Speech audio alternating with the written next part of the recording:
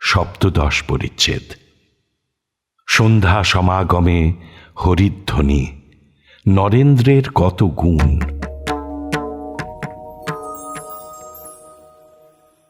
কিয়ৎক্ষণ পরে সন্ধ্যা আগত প্রায় দেখিয়া অধিকাংশ লোক বাটি গমন করিলেন। নরেন্দ্র বিদায় লইলেন। বেলা পড়িয়া আসিতে লাগিল। সন্ধ্যা হয় হয়। ঠাকুর বাড়ির ফরাশ চারিদিকে আলোর আয়োজন করিতেছে। কালীঘরের ও বিষ্ণু ঘরের দুইজন পূজারী গঙ্গায় অর্ধ নিমগ্ন হইয়া বাহ্য ও অন্তর সূচি করিতেছেন। শীঘ্র গিয়া আরতি ও ঠাকুরদের রাত্রিকালীন শীতল দিতে হইবে। দক্ষিণেশ্বর গ্রামবাসী যুবক বৃন্দ কাহারো হাতে ছড়ি, কেহ বন্ধু সঙ্গে বাগানে বেড়াইতে আসিয়াছে। তাহারা পোস্তার উপর বিচরণ করিতেছে ও কুসুম গন্ধবাহী নির্মল সান্ধ্য সমীরণ সেবন করিতে করিতে শ্রাবণ মাসের খরস্রোতা ঈষৎ বিচিবিকম্পিত গঙ্গা প্রবাহ দেখিতেছে। তন্মধ্যে হয়তো কেহ অপেক্ষাকৃত চিন্তাশীল পঞ্চবটির বিজন ভূমিতে পদচারণ করিতেছে।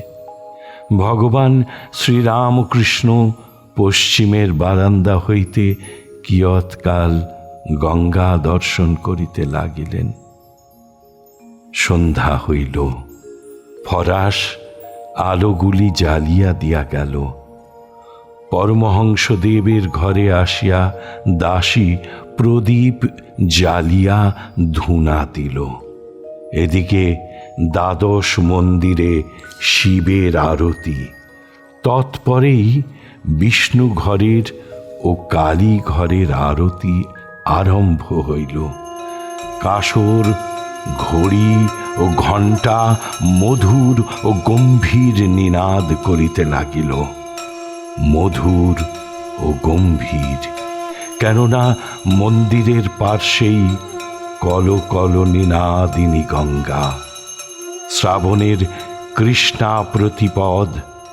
কিয়ৎক্ষণ পরেই চাঁদ উঠিল। বৃহৎ উঠান, উদ্যানস্থিত বৃক্ষশীর্ষ ক্রমে চন্দ্র কিরণে প্লাবিত হইল।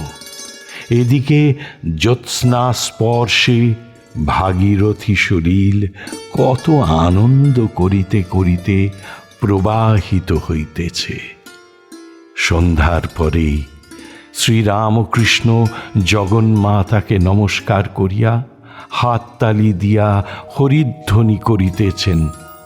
কক্ষ মধ্যে অনেকগুলি ঠাকুরদের ছবি, ধ্রুব প্রহ্লাদের ছবি, রাম রাজার ছবি, মা কালীর ছবি, রাধা কৃষ্ণের ছবি।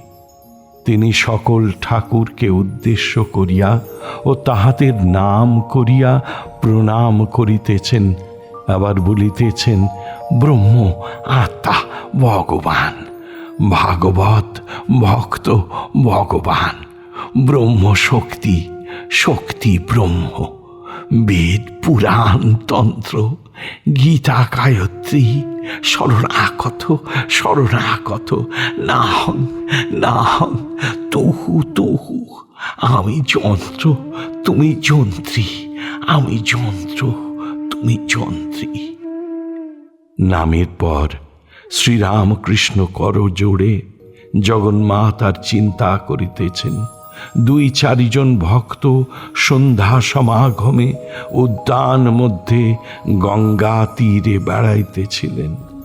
তাহারা ঠাকুরদের আরতির কিয়ৎক্ষণ পরে পরমহংসদেবের ঘরে ক্রমে ক্রমে আসিয়া জুটিতেছেন। পরমহংসদেব খাটে উপবিষ্ট।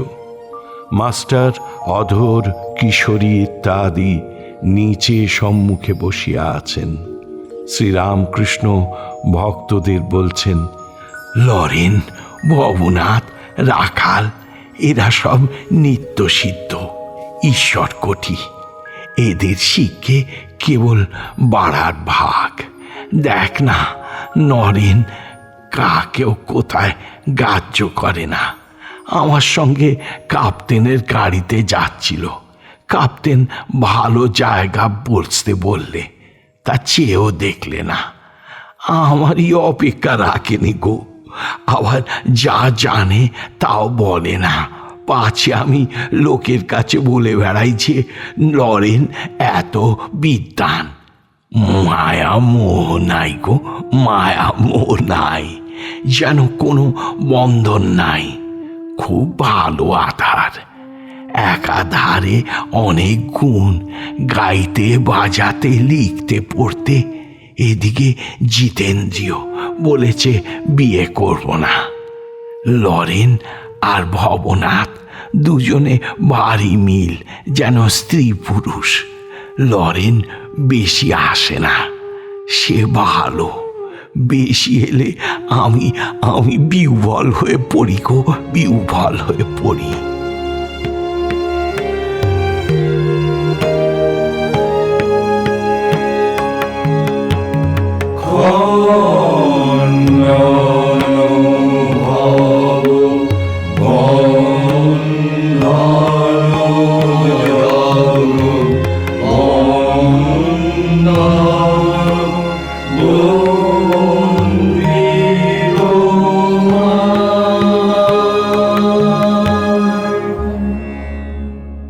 ঠাকুর ও মায়ের চরণে আপনাদের সবার মঙ্গল কামনা করি।